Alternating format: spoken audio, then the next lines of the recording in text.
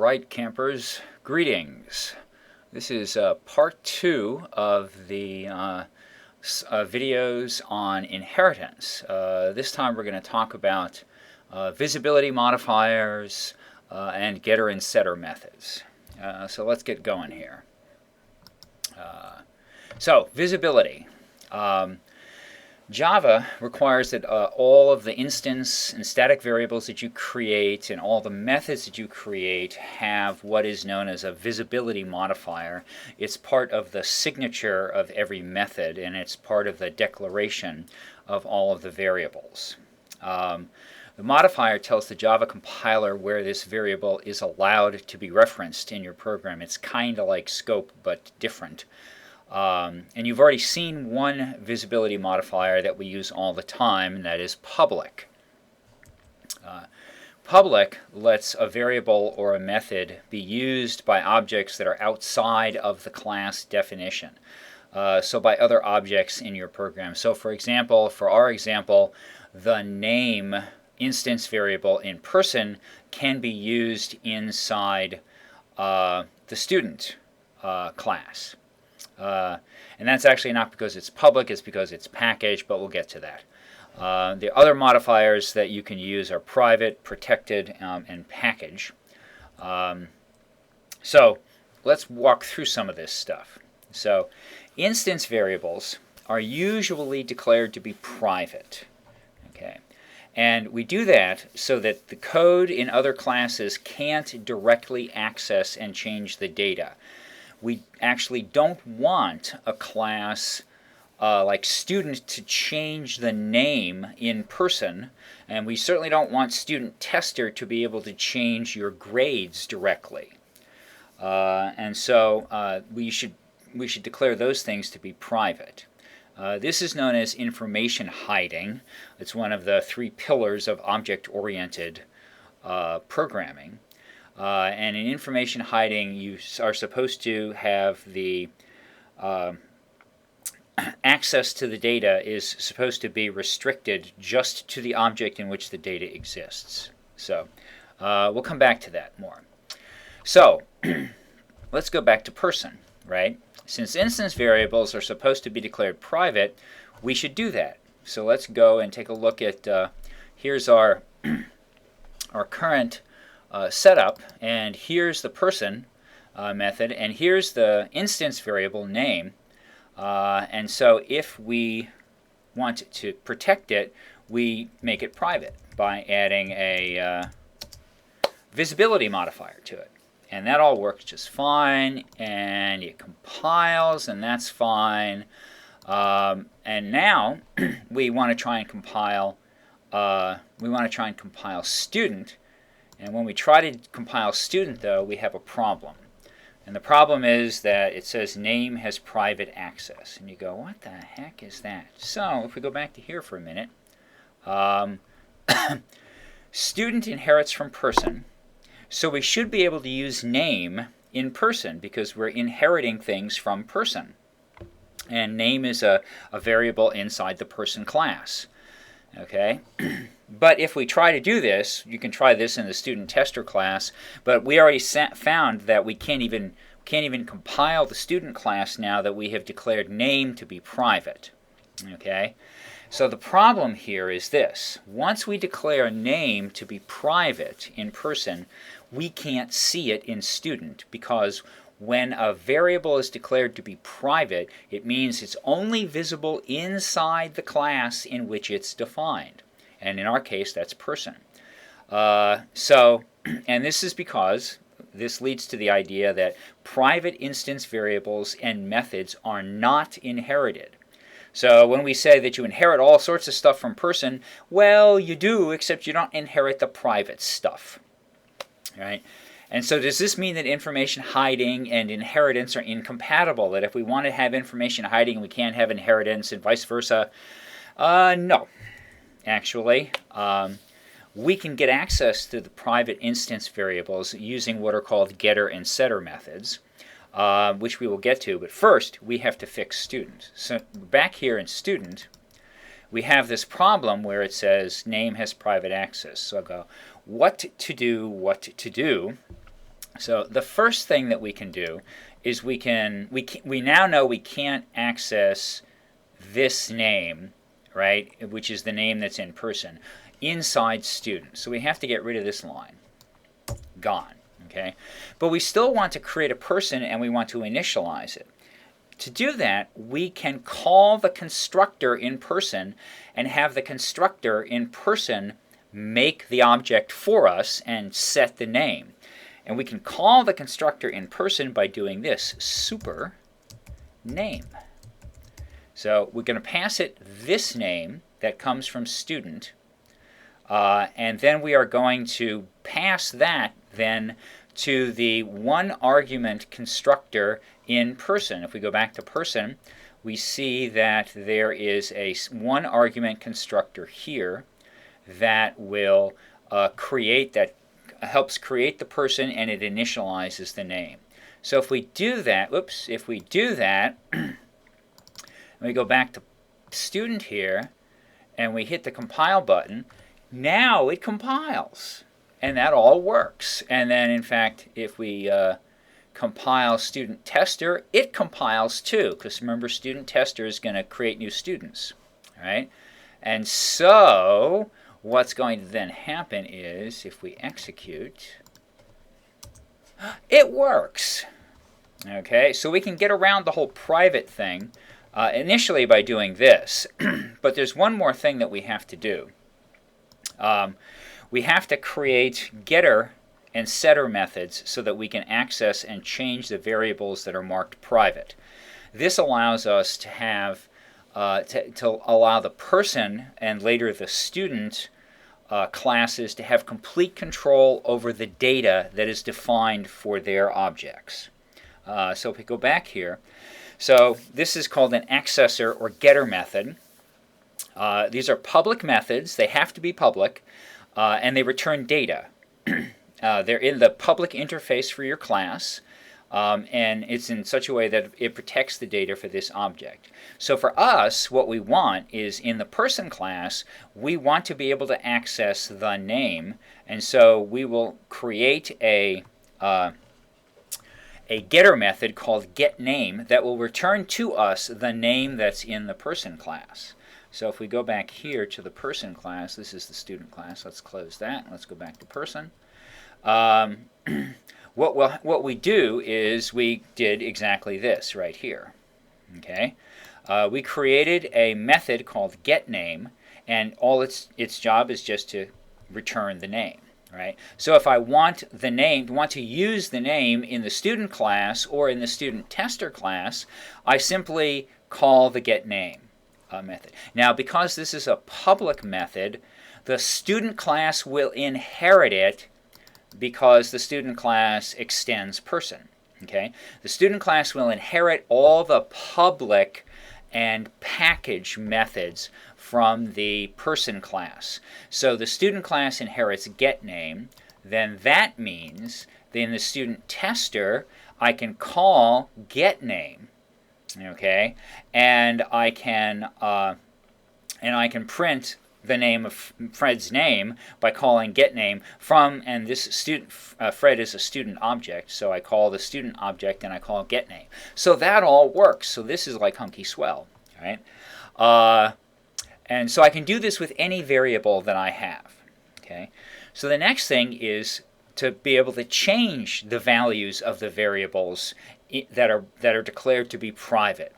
We don't want to be able to reach directly in there. I don't want to be able to say something like Fred.name equals Wilma, right? That won't work because name has private access. The same problem we had with the name variable in person. Okay, so we can't do that, and we don't want to do that because of information hiding.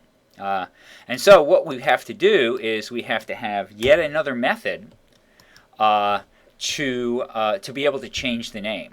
And the cool part about this is that when you write your class, you decide which getter methods to write and which setter methods to write. So you have complete control over what variables in your class other objects from outside of your class can have access to and what they can do to them. So for example, at the moment, we can't change the name. Once we set the name in a student object, we can't change it because we don't have a setter method. And you might want to leave it that way. But on the other hand, you can argue that sometimes people's names change. And if that's the case, then you want to be able to change their name in the student class as well. And so we can do that, right? So we have a method to get the name. This is out of order. Oh no! Well, it's all right. So this is we'll skip that. Forget it. So we need public methods that let classes ask for a grade, and we want to change grades and we want to change names. Okay. So to change a grade, we have different criteria for a grade. In fact, let's ignore this for a second. Let's go back to here. And we will get out of Student Tester. We will go to here, okay? And we'll add a set name. Public string. Oops, no, public. Actually, what type do we want it to be? Oh, set name, let's see, Boolean. So we'll know if we it changed it correctly. Set name, whoops, name, and it needs a new name. New name. And then all we have to do is this dot name equals new name, return true.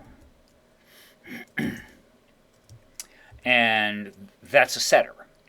And it's going to change the name, so if we compile, that worked. If we compile student, we don't need to use this in student, but it's there, so we can compile student. That works. So now if we want to change Fred's name to Wilma, we can do Fred dot set name Wilma Stone. In fact, what I'm going to do is I'm going to delete this from here, and I'm going to put it down here so that we can see that. So we're going to print Fred's name first, and then we're going to change Fred's name to Wilma, and then we're going to print Fred's name again. So let's see if this compiles. There we go. And if we execute this and go, ta-da! So we printed Fred's name before we did the change, and it was Fred. And then we made the change, and then we printed the change again, and Fred's name, the student's name is now Wilma Flintstone. So that worked. Okay. So now back to grades. What we want to do with grades, and we're going to do this in student, because this is where we have grades, right? Oops. So here, let's make this private, and let's make this private. Okay, and then we're going to have getter methods for ID num and grades. We'll have to talk about grades in a minute. We can do a getter method, public, int get ID num, and it just returns this dot ID num. Okay, so the getter methods are always easy. We can put a setter method in too, public void set ID num int new num, and we can just replace the current this dot ID num equals new num. Usually you won't do this. In fact, this could be one of those things where we actually don't want to have a setter method, because the setter we don't typically want to change the ID number. So maybe we'll get rid of this. This is probably a bad idea. We don't want to set the ID number. So we'll just get rid of that. Okay, but we do want to set the grades. Public void set grade. Okay, and if we go back to the slides, we have some criteria for setting grades. The grade has to be greater than or equal to 0. The grades array must not be full, and the index must be less than the length of the array and greater than 0. Right? And so this is how we could set the name. We could be careful and check to make sure the name isn't null, but we just set the name. So and so that's okay. So grade modifier. So if the new grade is less than 0 and this grade's is null, or this grade's length is less than index, or index is less than 0, then we'll return false. Otherwise, we set the new grade. Okay, so this checks, is the grade a valid grade? Is the grades array empty? Is the grades array full? And is the index okay? If any of these are true, then we're okay. If any of these are false, if any of these are true, then we're going to return false. All of them have to be false for us to fail this, and we'll come down here. So let's just copy this. Oops, all done for now. Let's go back. We'll copy this because I don't want to type it. Copy, and we'll go back here to student and set grade in double new grade, and then we'll do command V, and then we'll do